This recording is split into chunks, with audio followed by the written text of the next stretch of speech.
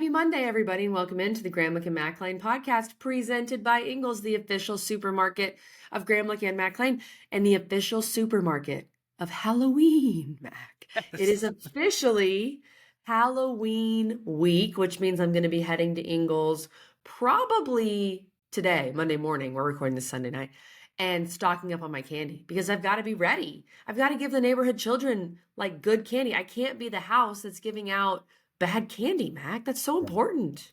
Yeah. KG, I think this is such a great time to just remind people of your horrific candy take. It's one of my favorite things to do because unlike the rest of America who love Reese's, KG loves to get Twizzlers from Ingles. So do you do that? Do you put Twizzlers like in your cauldron for all the other children? Of course, Mac. I want the children to have the best. I want them to have the best. Now, Poor I Jacob. also He's put never gonna have a Reese's chance. because I'm not evil, and Okay, I like good. Reese's. I love and I enjoy a good Reese's every now and again. But it's funny you mentioned that, Mac, because I went to take Jacob to get his haircut the other day, and they had a bowl of candy on the way out. I looked at that bowl. It had Reese's. It had whatever else. I said, "Oh, they got Twizzlers." I had to grab a Twizzler on my way out. So yeah, That's amazing. That's because amazing. I've called certain defenses in the ACC sus throughout the Right. season, and people are like, "Kelly, stop saying that." Honestly, my candy selection is sus, and I'm okay with it. Like it At is, least you know. it's At me. least you know.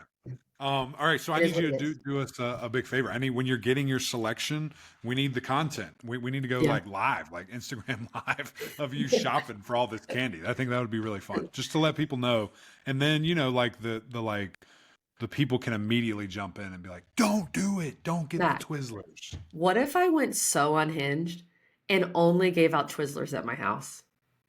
Honestly, there would probably be like a marker or something at your house, like alerting everyone else, like, "Do not stop here! Like, It would keep going." slowly, my house would become less busy as the night progressed because the kids, of course, they're probably all, I don't know, maybe they're on Instagram Live telling each other not to come to my Nick's looking at house. the cauldron like, why is this still full? What are we doing? We were giving this away. This is Mac. I kind of like this plan because then I'll just eat all the Twizzlers myself. Okay, Well, when that is just some Halloween game planning that we're doing here, and our children are going to be adorable in their costumes. But that's not what you come to this channel for. So let's get to a message from Ingles, and then let's get into what the heck happened this past week in the ACC. Did you know Ingles only sells USDA choice and prime cuts of meat? Maybe it's time to reward yourself. Our butchers cut all our meat fresh in the store every day. Grass-fed, organic, you name it.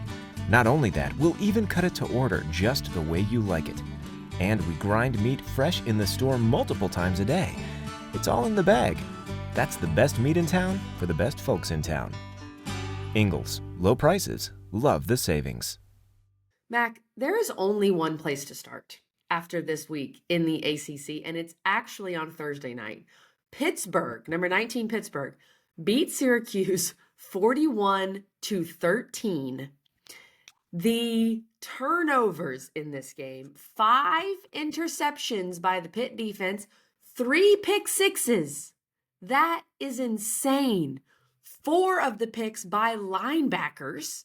The linebackers, the Sharks, were just, they were eaten, Mac. The Brandon George pick where he's just lying on the ground and he's like, "Oh, hey, there's the ball. Let me catch that." This game was crazy, and it was really over like halfway through the first quarter. It was just absolutely wild.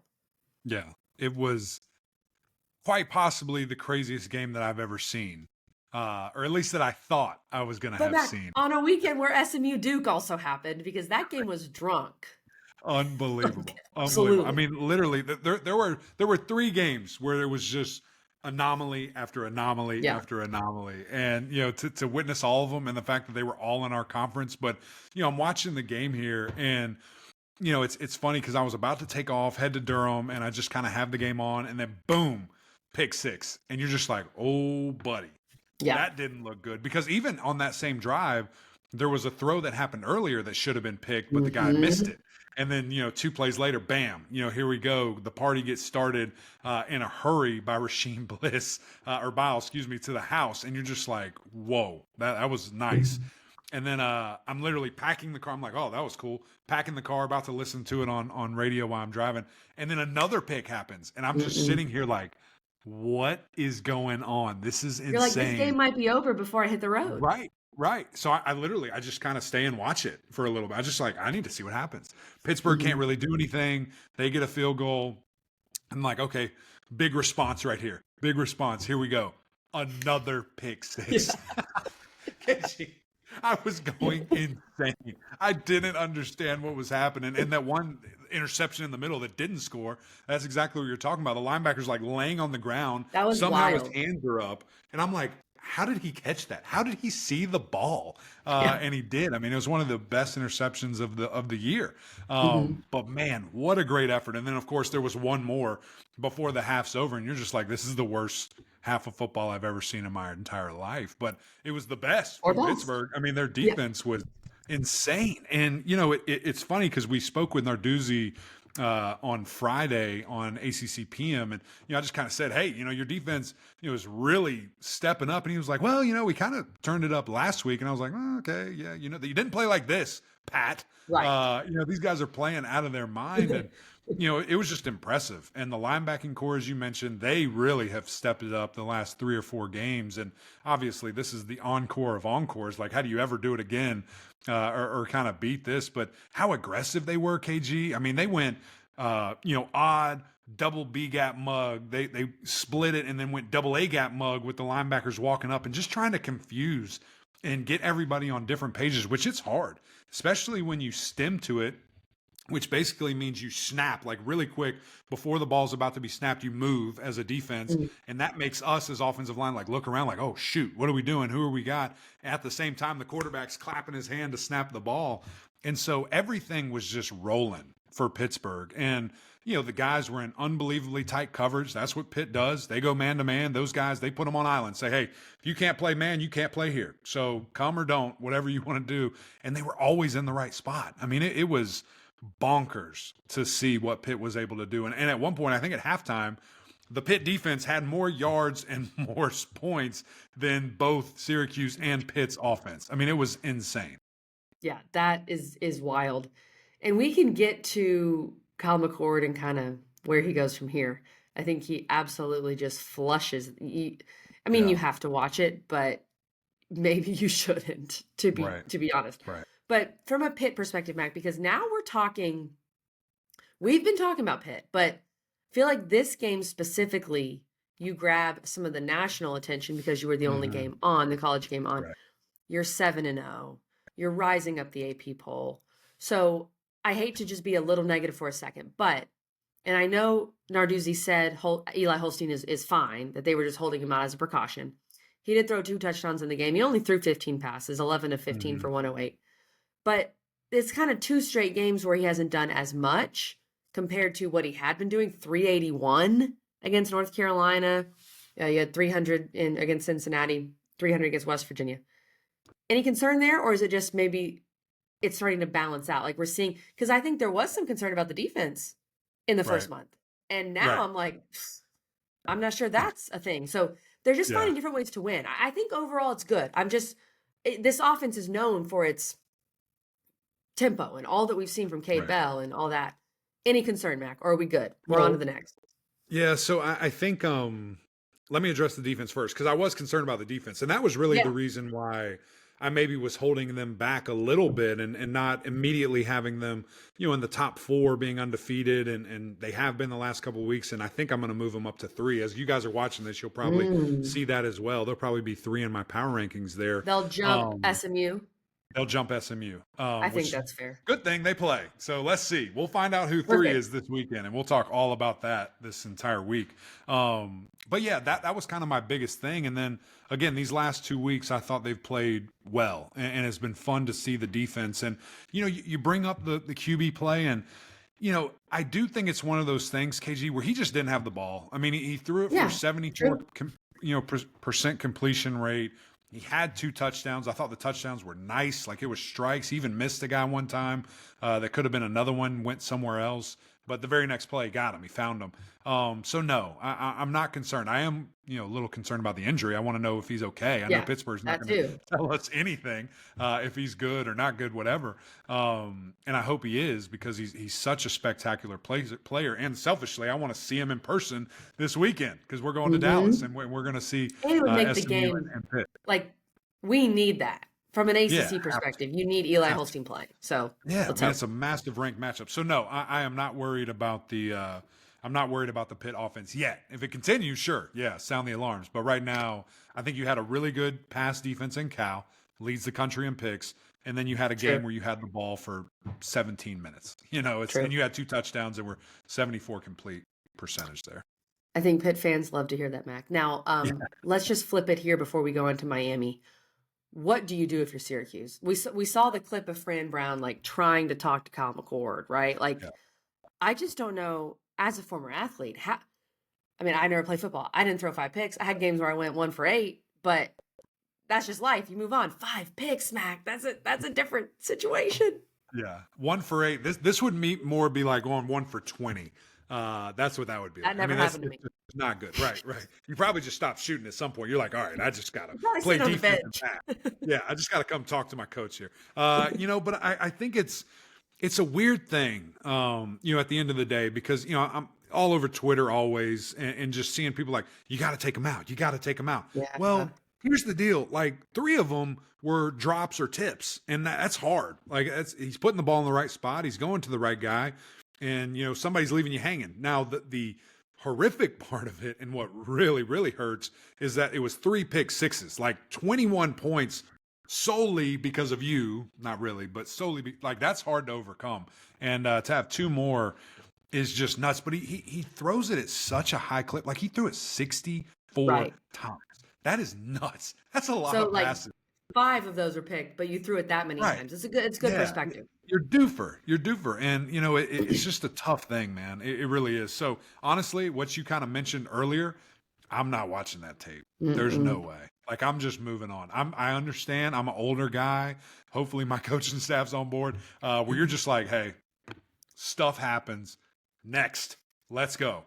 Got to focus. Got to recoup. Because guess what? We still have a great schedule. We still have a lot in front of us. We can't just be dwelling here, and have any more mental from this game. So that would kind of be my approach. Also, I think there's a little bit of worry about the offensive line, KG. I didn't think they played great. Kyle he wasn't able to get to his back foot to make throws. He was having to throw in a hurry. 4 sacks, 10 tackles for loss, and it felt like 100 hurries. They threw it 64 times.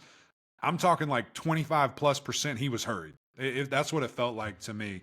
So there might be some issues developing. Rondé Gadsden didn't come back to the game. There might be some stuff. And not to be the bad guy, I'm just going to stay facts. This is what happens to Syracuse about this time. This is when stuff starts happening. But this is a new regime. Mac, they're still 5-2. They're still 5-2. You have so much ahead of you, Syracuse. Always 5-2. Just got to flush it. 5-5. We'll see. They hosted at Virginia Tech. That's going to be a big one, considering how Virginia Tech did over the weekend. And they're hunting. Those boys are hunting right now. Yeah. It's going to be interesting. We'll get to that. We'll get to you guys, Hokies. We'll get to y'all. Let's get to our next game, though, Mac. Miami blows out Florida State, 36-14. They cover. Barely. 21-point spread. I'm not sure. Okay, I'll say this. I'm glad to see Miami actually blow out a team that they should blow out, right? Because Miami's had way too many close games. They handled their business the second half. They were really dominant, especially defensively. And they ran the ball. They didn't need Cam Ward to do too much. His numbers aren't going to wow you. He did have the touchdown reception, which was a pretty cool play. But Miami ran it for 230 yards on 40 carries. Martinez was just a monster. They just kind of handled their business. Almost a boring game. But if you're Miami, you wanted a boring game because your games have been too interesting, to be clear. Yeah. What was your favorite part of the game? Did you have anything anything that you kind of said already? Probably the Cam Ward reception, that play. I thought that was cool. Yeah. Why? Why are you really asking me that? Well, my favorite play was that it didn't come down to going to Charlotte. To a play. Being something. I'm just glad that didn't happen. I'm so happy. It was a stretch there where I was getting a little exhausted, but no, I'm joking. Favorite play, I think honestly, Damian Martinez 50-yard run was just nuts. Yeah. I mean, that guy, he is so good. And, really, we hadn't needed to see him. And there have been a couple of games, KG, where I'm just like, this is a game Miami's going to ground and pound the rock. And they haven't. And so it was kind of like, can they? And I know that, you look at, I can't remember which game it was, but they couldn't run it early, but yet they finished with 200 yards. And I was like, kind of inflated stats. I still don't know if they have to, can they? And it felt like that answered my question here. And I've said this a ton too, balance to me, KG, and we always bring this up. It isn't throwing the ball 30 times, running it 30 times. Balance is if a team is good at something, or if they're trying to take something away, you have the ability to counter. AKA Florida State is third in the country or third in the conference in pass defense. Like I told you, they ran the ball for 230. That's just what it is, and having that ability, very impressive. Again, Cam made some special plays. You always want him to do more. And, it's going to be interesting Heisman stuff. One game matters. Not throwing a touchdown matters. It's going to come down to some special stuff. But other Heisman hopefuls didn't have their greatest days either. Now, Travis Hunter and Shadur did. They look great. They had a big game and a massive win, and they're going bowling. So it's going to be interesting how all that plays out. But Miami is rolling. They look fantastic. You look at the rest of the schedule, super manageable. I mean, I think this next game versus Duke, to me, is the only potential, I don't even want to say stumbling block, the only potential, game you're looking at. I was like, okay, we just saw this defense play really well. What does that translate to? Or is Duke going to be deflated after not winning that game? Other than that, I see these guys just cruising the rest of the way until Charlotte. It's going to be fascinating. Two things. I'm actually going to say my favorite play was the Croman-Hoke play, the backup Florida State quarterback, where he, I thought he was down. He was just in the scrum, and then he just emerges out of nowhere. That was a crazy play. I feel like you probably go with him moving forward if you're Florida State, but that's not really the point of this discussion. I'll add this though, Mac. Sneaky.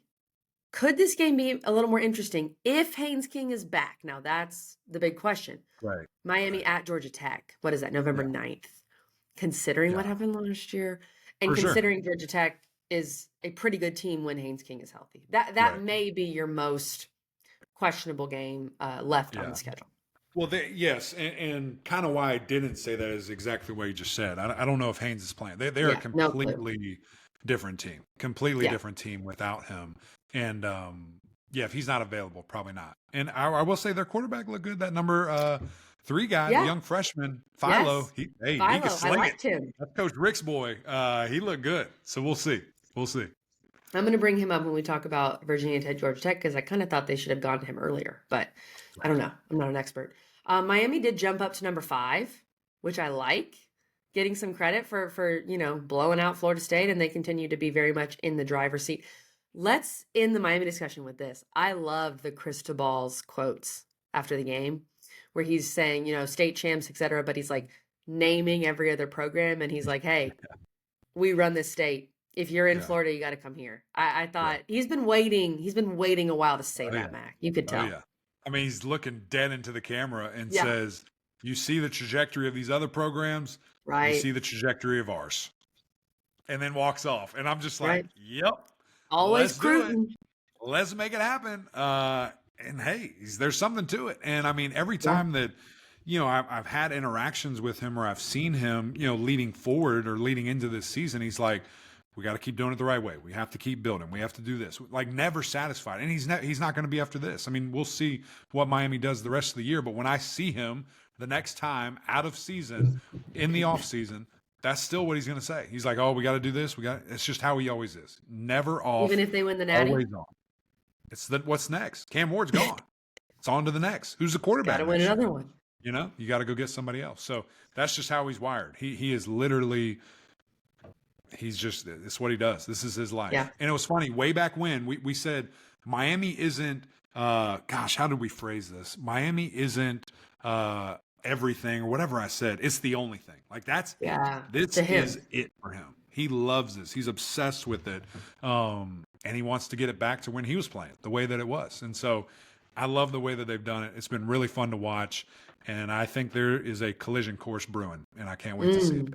Oh, yeah. We'll get to that. Okay, let's talk about this game you were at, Mac, because this game was straight up silly. Now, made me look at my hair, KG. It's crazy. Yeah, what? So, you know me, Mac. I totally fell asleep before this game was over. But I woke up and I saw the score and I said, I was like, I'm sorry, what? So I had to go back and watch the whole full, like, extended cut, etc. And it was absolutely insane. Number 22, SMU beats Duke 28-27 in overtime. I mean, 6 turnovers for SMU. It almost felt, some of those fumbles at the goal line by Jennings felt a little bit like Clemson at Duke last year. I don't know if they have something. All I thought about. They have something going on at Wallace Wade or what?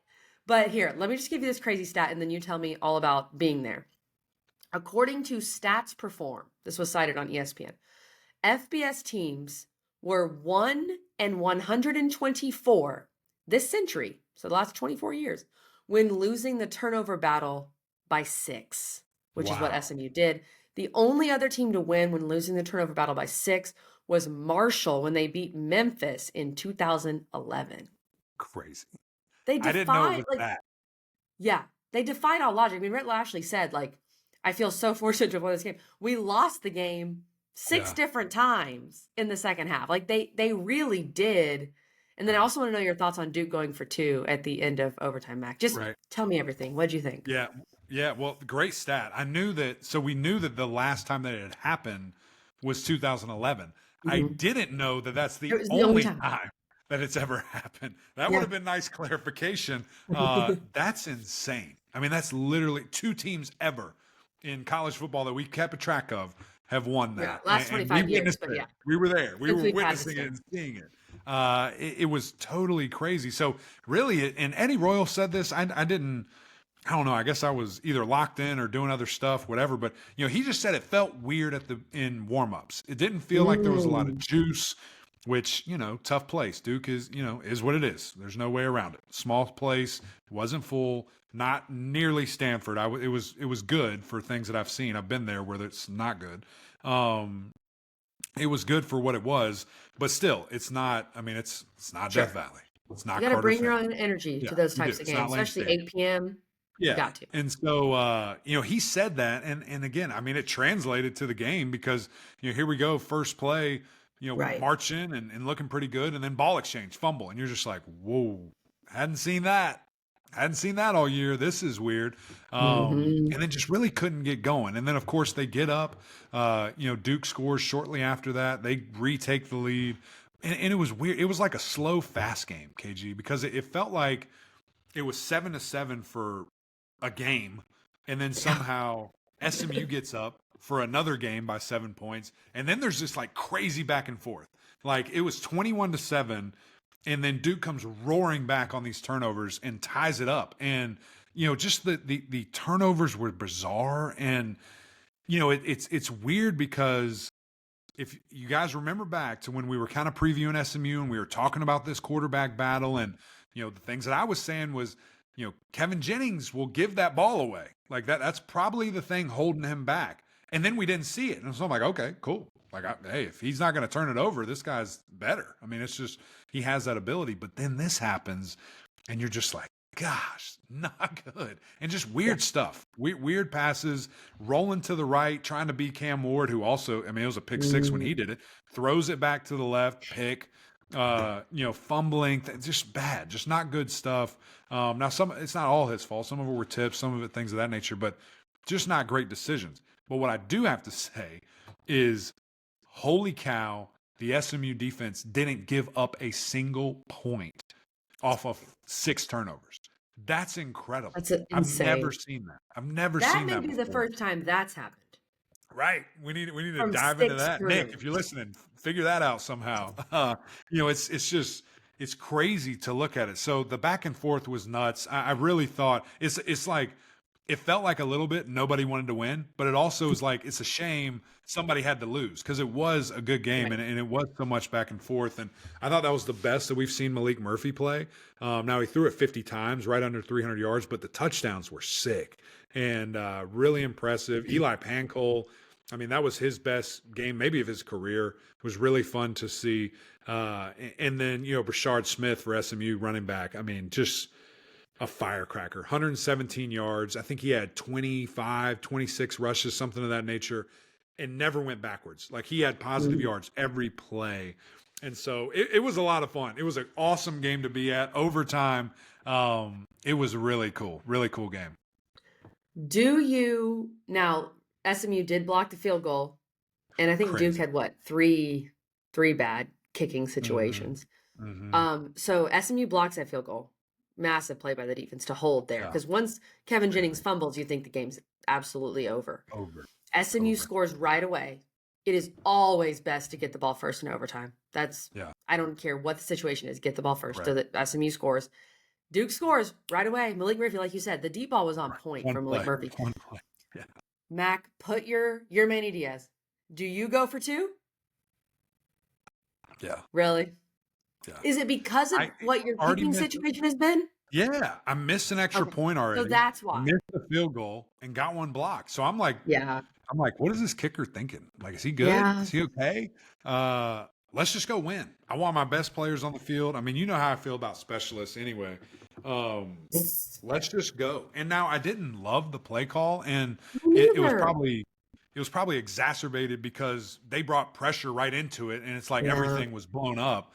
But you have to expect that. You have to know, hey, everything's going to happen very fast. We need an answer if that, and then on top of whatever the concept is. And so, to me, KG, what I think, everyone are copycats. We steal everything. If I'm doing anything 2-point, short yardage, goal line situations, the thing that frees up everything to me is if you put a guy in motion from the right. If you have a right-handed quarterback, you put a guy in motion, as soon as the ball snaps, he's slamming on the brakes and just doing a whip route right back out. It's unguardable. The DB can do nothing. There's nothing they can do. So until you're just like playing cover two sitting there, which no one's going to do that because you'll just kill it, like that's what you should do. That's the type of routes. I want chaos. I want movement where the defense is all over the place. And so it's tough. Again, as I said on the huddle, I've never called a play. I've never been in that situation. So it's real easy for me to be the armchair quarterback and sit here and say that. But Manny called it too. And again, I'm just reiterating that's what I would do in that same situation. With the kicking scenario, yes. But without the kicking scenario, I would have just kicked the extra point. Probably kick it. Because you're at home and SMU wanted to beat themselves so badly. Right. And in the way overtime works, you get the ball back right away. Like, I think that if you're able to score again, keep going. You get the ball back, you have momentum. But I mean, I get it with your kicking scenario. It was a little bit of a disaster. Crazy. But Mac, we said this about Syracuse. Duke's still 6-2. That's right. They're still 6-2. But that is a heartbreaker. And they do go to Miami this week. So got a quick turnaround there. You can write everything. Go get that win and everything's all good. You're back. Yeah, especially get that win Please for Manny. Don't. Please don't. I mean, Duke fans saying, come on, Mac. All right, Mac, let's get to our final game of the Big Four. Virginia Tech. They handle Georgia Tech 21-6. They cover. This game was so weird because honestly, it was boring. Like, this game was boring. It was almost a punt fest. Like, Virginia Tech punted 10 times and won. Virginia Tech was outgained 356 to 237.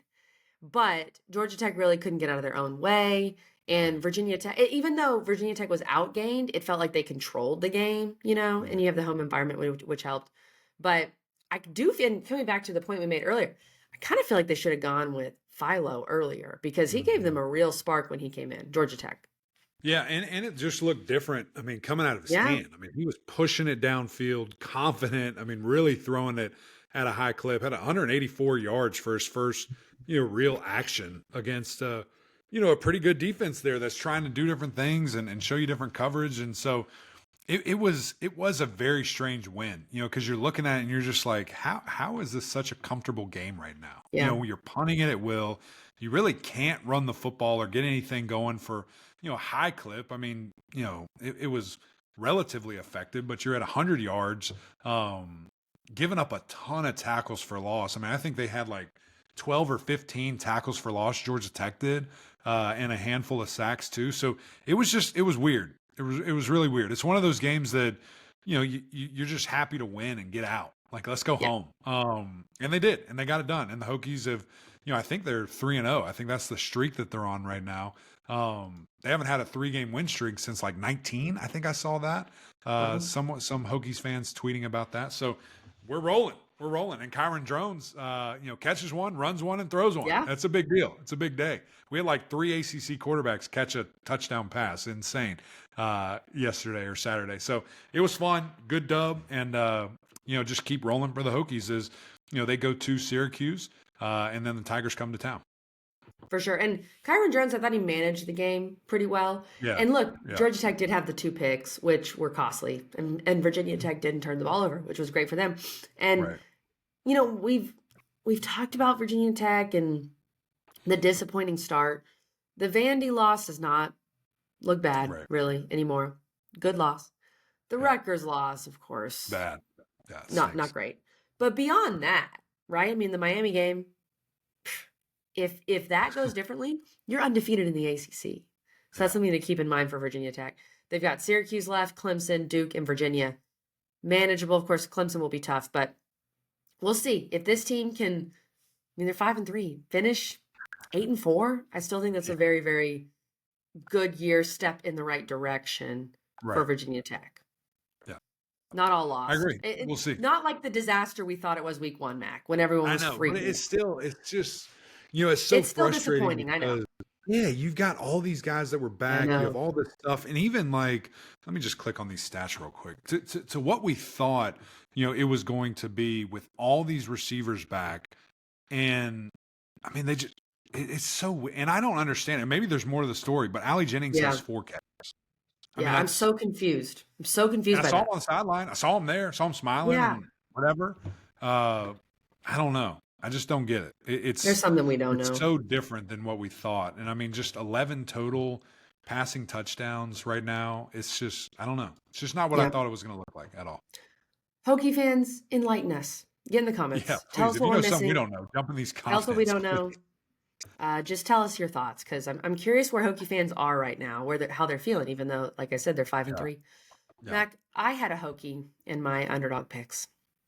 It didn't work out very well. So let's get into that. Underdog Fantasy, use our code GMPOD for up to $1,000 in bonus cash, and we get credit for that. So help us out. Use our code. The easiest place to play fantasy sports. And, you can feel really good. 2 great weeks in a row. You're feeling great, right? You're making money. And then this week hits, at least for me, Mac. I went on a touchdown package. I had Hampton, Tootin, and Restrepo scoring touchdowns. Only Amarian Hampton. Thank you, Amarian Hampton. He had 2. He scored. Restrepo was shut down. Tootin, he had a good game. Decent game for him. Not a great game like he did the week before, but no touchdown. So it wasn't the best weekend for me, Eric McLean, but I heard you won some money, so I'm very happy for you. Hey, we're back. We're making it happen. We're doing our thing. I will say it was very disappointed because my friend Kelly, who normally wins money and wins more money than me, told me that, hey, no matter what, every single week, Xavier Restrepo, touchdown, take it to the bank. So I said, yeah, I'm doing that. So I went 7 for 8, and the only one that didn't hit was the guarantee. You went 7 for 8, and that was one that didn't hit. Oh, that was the one. Can you believe that? Like, how crazy is that? Out of all the things, you should end the podcast right now. You should end this partnership. Just walk away from everything. I will peel back the curtain though. So there was a couple of things that I did that were just probably not the smartest thing looking back at it. And so once I start, if I lose, let's say I do something, probably the one that y'all saw, and if I have a nooner that doesn't hit, I will then do another one. I will immediately, if just one, if I go one, one miss at noon ruins the rest of my day. So bam, I do another one, just 3:30 and night games. And so that one was, funny enough, was my last one that I did. That was the last like submission. So there were a couple of tries ahead of that. I'll totally peel back the curtain here for you guys. So it was Xavier Restrepo touchdown, miss. Damian Martinez higher than 57 rushing yards. Got that on one rush. Dominated. Lawrence Toafili, sorry, whispering, lower than 22 yards in the first half. Thought that was a no-brainer. Didn't think that was going to happen. That hit. Another lower than, I'm not going to say that. That hit. I don't even know who this is, but Giovanni McCoy. He plays for Oregon State. I think he was one of the two quarterbacks. I knew they had kind of a two quarterback thing going, and it was lower than 236 and a half passing plus rushing. I was like, Cal is going to play out of their minds. I know this is going to happen. He had a total of -1 yards on the day. Grand slam. Unbelievable. So I made that happen. Credit for that. Yeah, I got extra credit for that one. Unfortunately, I saw the Jamal Haynes injury, which he did come back. I actually thought it was maybe a little bit more severe. So I went lower, second half rush total. Got that. Kevin Jennings, higher than 213, blew that out of the water. And then again, I'm picking on Florida State. I'm sorry, but it always works. Brock Glenn lower than 90 yards in the first half.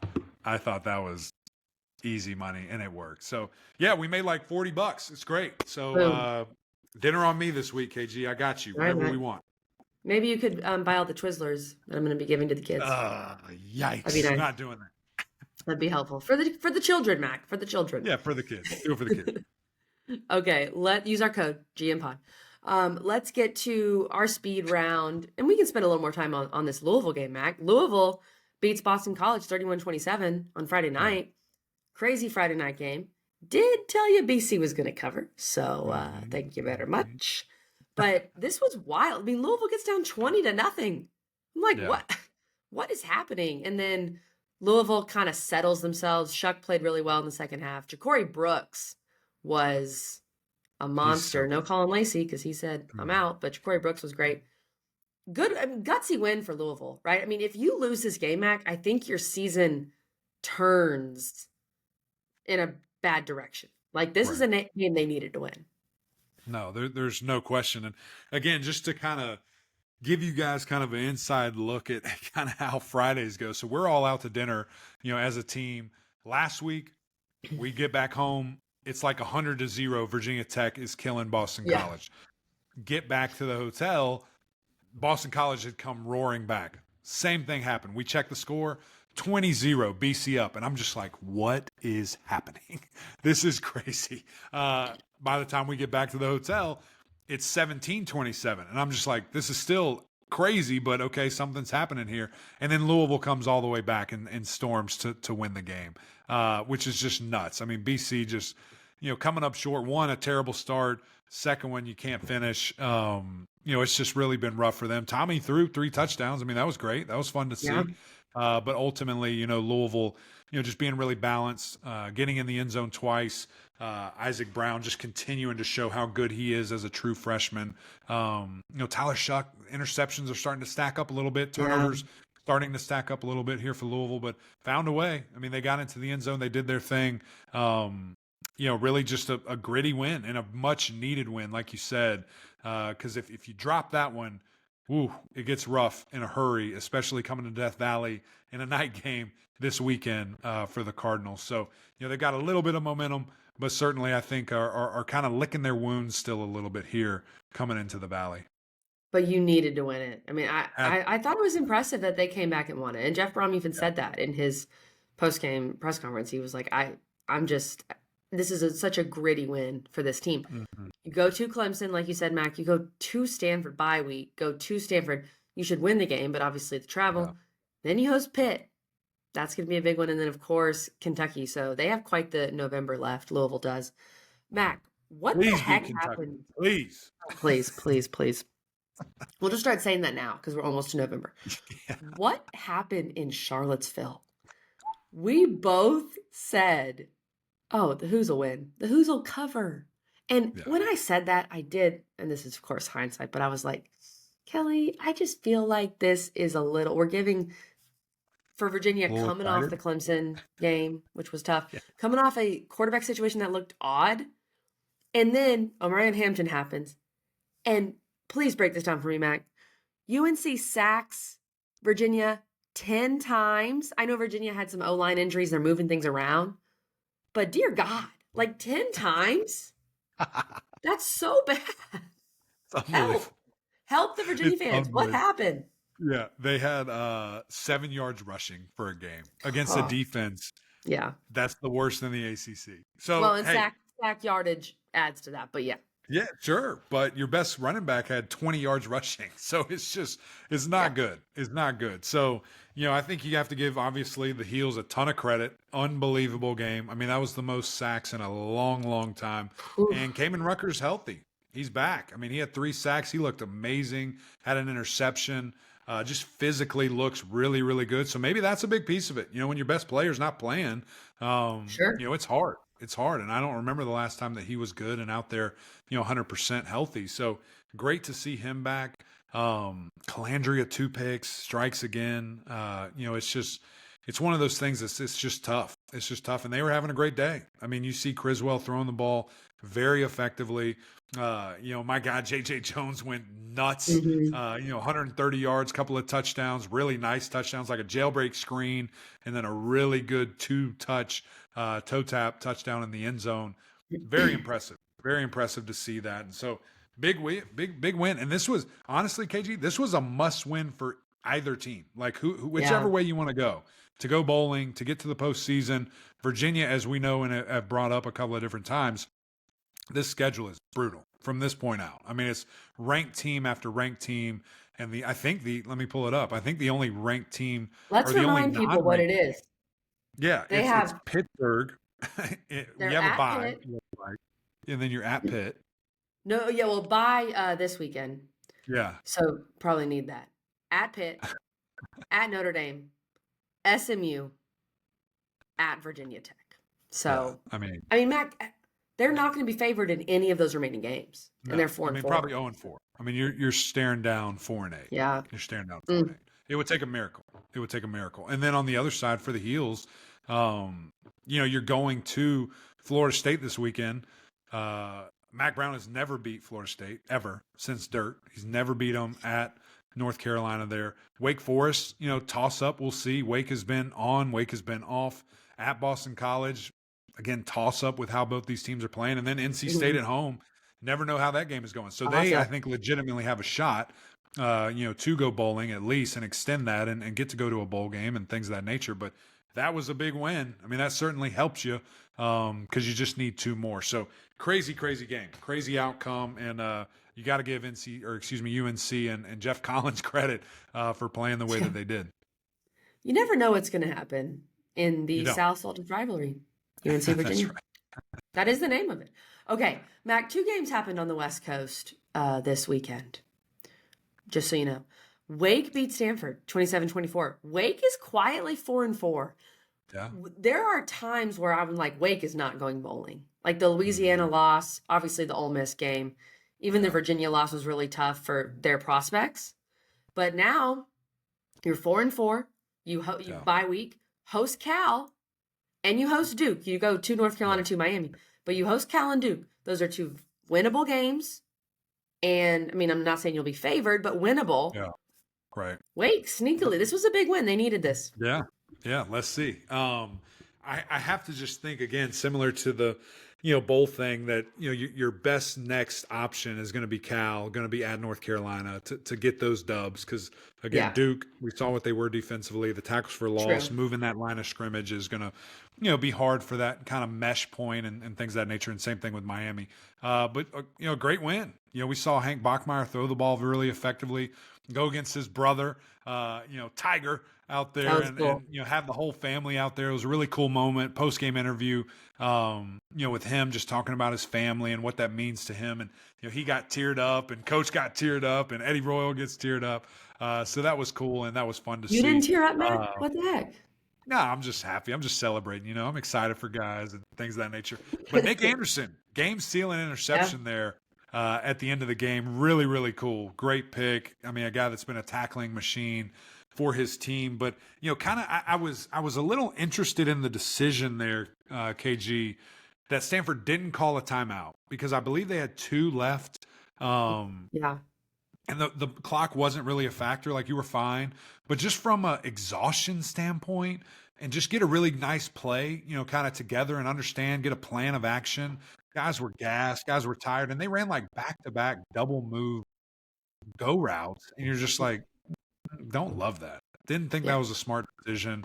And it ended in a pick. So obviously it wasn't a good choice, in any case. So that was tough, but a great win for Wake Forest for sure. Cal blows out Oregon State 44-7. They cover. Shout out Cal. Cal is loving life not playing an ACC game. They were happy. They were feeling it, and they look great. Mac, but we mentioned all these teams that are 4-4. 1, 2, 3, 4, 5, 6 4-4 teams. So a lot to be decided in November. They remember November, Eric McLean. Right. And I got to go because I'm going to go eat some Twizzlers. I love that. I got to go to sleep. I'm exhausted. Yeah, I'm tired. Same. Appreciate you guys. Thanks for tuning in. Another great week. We're going to have a loaded one for you all week long. We have some big matchups. We've got a ranked matchup. We'll be there live and in person in Dallas. Cannot wait to be back in the Triple D there with some great food and some great football. So we'll have that coming to you all week long. Appreciate you guys. Go over to YouTube, subscribe, jump on the train with us. Really appreciative of everyone. Was had a lot of comments today on the Twitter sphere of people tuning in and checking us out. So I appreciate that always. We really enjoy you guys hanging out with us here. And of course, the OGs over on Apple Podcasts and SiriusXM. Rate, review, and subscribe there as well. We would greatly appreciate that. But until next time, we'll see y'all.